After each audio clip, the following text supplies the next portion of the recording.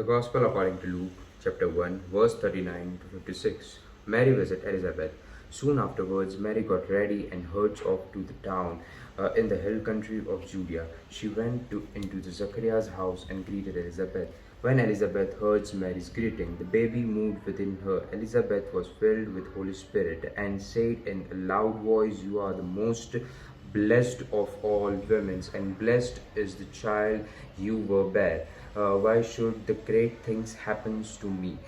That my Lord's mother comes to visit me. For as soon as I heard your greeting, the baby within me jumped with gladness. How happy you are to believe that the Lord's message to you will come true." Mary said, "My heart praise the Lord. My soul is glad because of God my Savior, for he has made me his lowly servant.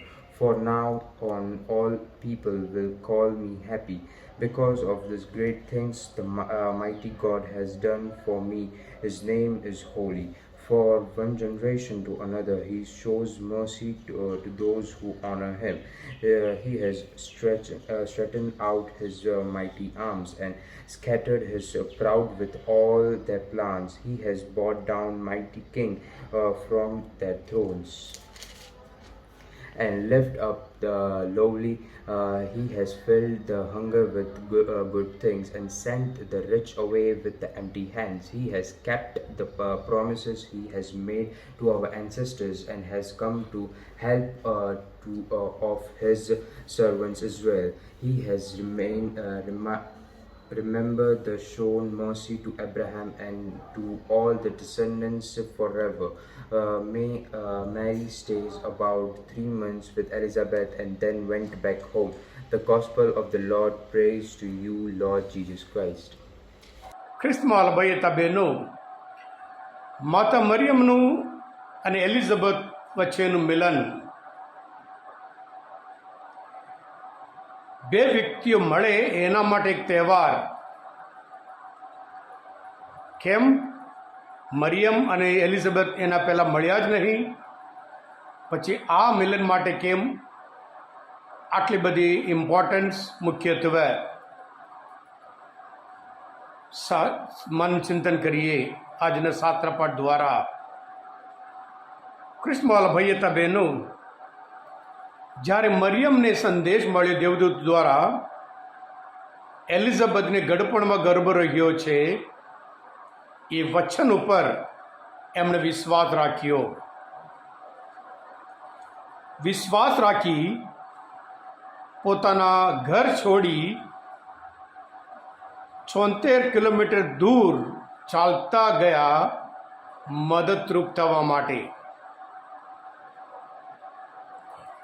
જ્યારે એક વ્યક્તિને જરૂર હોય અને એ જરૂરિયાત આપણે જાણી લઈએ એટલી સંવેદનશીલતા હોય, એ મરિયમમાં એ સંવેદનશીલતા આપણે જોઈએ છીએ. માત્ર આટલામાં નહીં, કાના ગામમાં પણ જ્યારે દ્રાક્ષરસ ખૂટી ગયો ત્યારે મરિયમ ત્યાં હાજર રહે છે.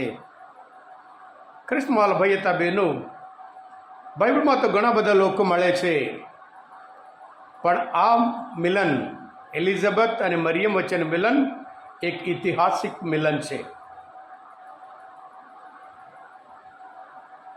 એના પહેલાં પણ મરિયમ અને એલિઝાબેથ મળ્યા હશે, પણ આ મિલન વિશેષ છે, અગત્યનું છે, મહત્વનું છે. એટલા માટે મરિયમના પેટમાં ઈસુ હતા.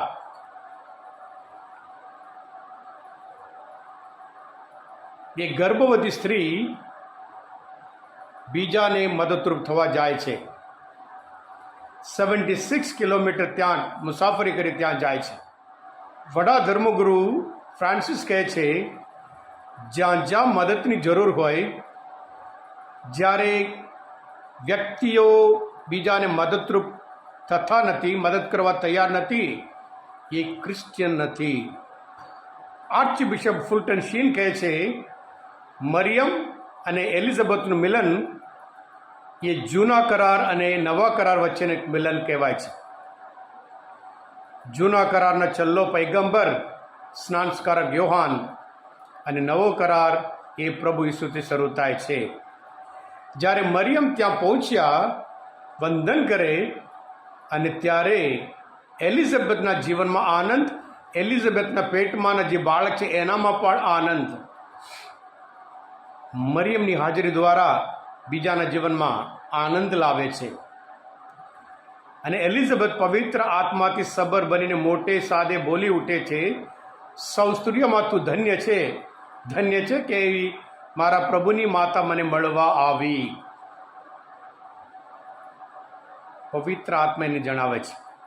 મરિયમ હજુ પોતે કહ્યું નહીં, એ ગર્ભવતી છે.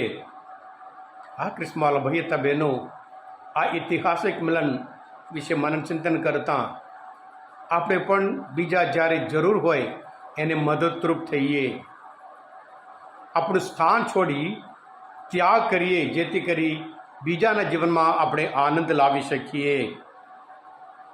આ તહેવાર એટલા માટે છે, જ્યારે પ્રભુ ઈસુ આપણી સાથે હોય ત્યાં આનંદ અને આનંદ હોય છે. એટલે જ્યારે આપણે બીજા માટે મદદરૂપ થવા જઈએ, પ્રભુ આપણી સાથે છે. અને જ્યારે પ્રભુના નામે આપણે બીજાના ત્યાં પહોંચીએ, એમના જીવનમાં પણ આનંદ આપણે લાવી શકીએ છીએ.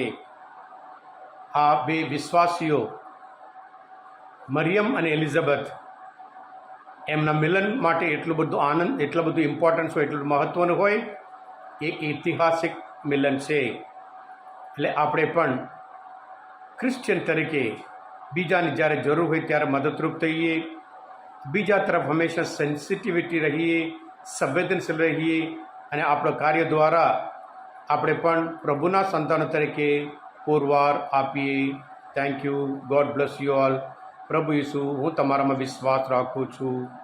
તમે બધા આશીર્વાદિત છો. Divine, you are